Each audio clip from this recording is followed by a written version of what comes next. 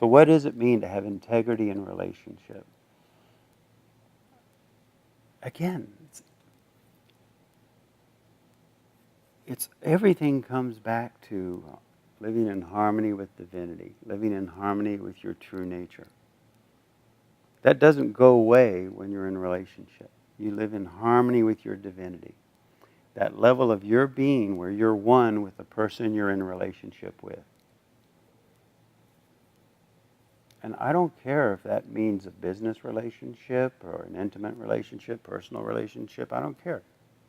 In every case, with respect to all of life, in a relationship not with just with other people, but with all things, that's paramount. So what is integrity in, let's say, a personal relationship? What is integrity in that relationship about? It's about spontaneously, naturally, you see. It's about commitment to the other person's divinity. Commitment to the facilitation and the support of their living in harmony with their true nature.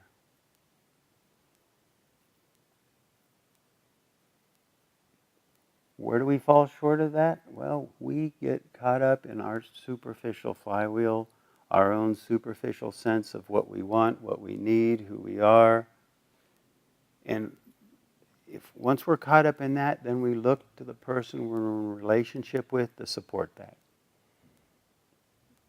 We're no longer asking them to support our divinity and our evolution, which is really the same thing.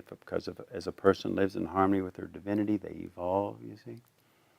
But when we start thinking in small terms, superficial terms, petty terms, and we expect the person we're in a relationship to live in devotion to that, it's a betrayal of yourself, and it's a betrayal of them. You see how it works?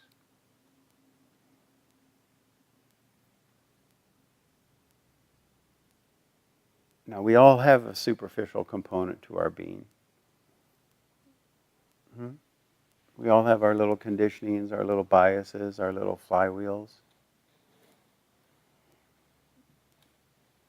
And when you're in relationship, that doesn't go away. The question becomes, how do you hold it? Do you have the integrity? What does integrity mean? I like in medicine, the phrase integrity has a nice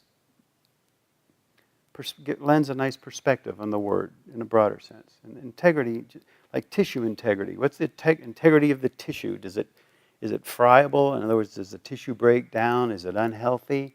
Or does it have good integrity? Is it life force in it, strong? Integrity. So we're talking about that kind of integrity with respect to your own being, with respect to your own soul, with respect to how you live your life. And where does that kind of integrity come from? It comes from living in harmony with your true nature. The underlying intelligence, the homeostasis of divinity. Homeostasis is that quality within the physiology that maintains it, that feeds it, that nourishes it, that keeps it alive, just from within its own inherent nature. You see?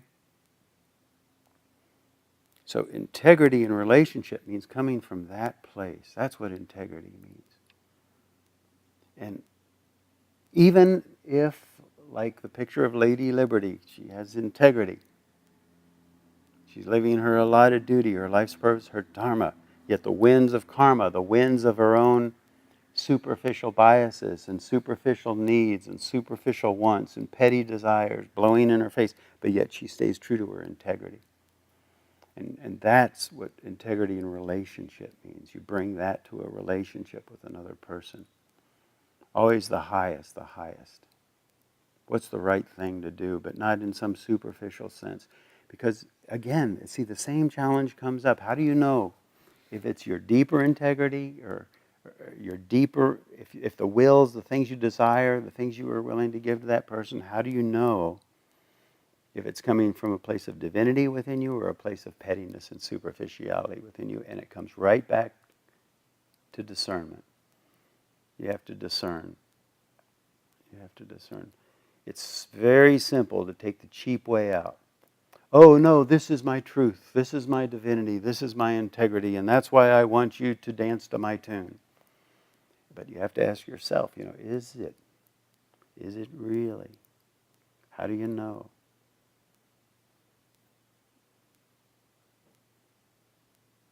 There's a funny, kind of a funny little story came with my daughters. One of my daughters, 7 and 11, one of them was in the other's room. They likes to get in the other's room and look at their stuff and go through their stuff. That's kids. And I think for them it's a bonding thing. She feels low and she's connected to her big sister because she's in her big sister's room playing with her big sisters. And so, of course, the big sister got a little upset. And so I sat them down and I talked to them both. And I told them, I said, you have to have respect for another person's life, another person's being.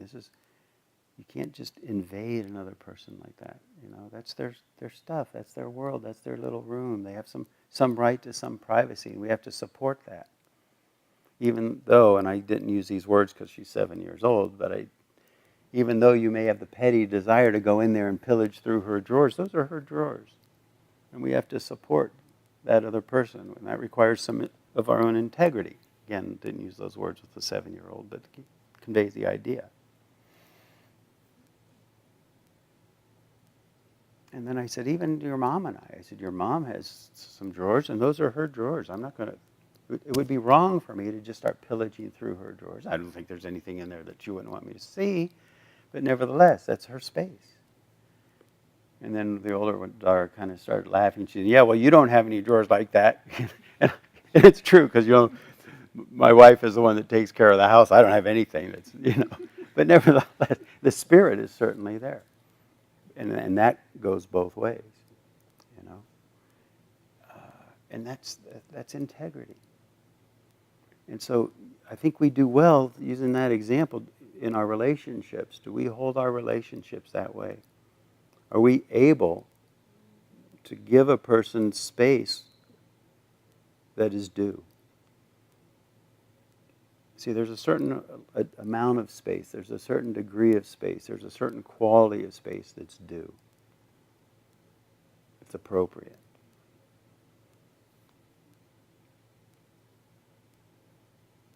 And I think oftentimes the reason people don't give another sufficient space is because they're coming from the superficial part of their being, the pettiness of their being. They're wanting to control, they're wanting to hold on, they're wanting to limit, they're wanting to be fed, they're wanting that superficial part of their being to be fed. And they start to contract and constrict upon the other person's life, you see. And that's what I have to say about integrity in relationship.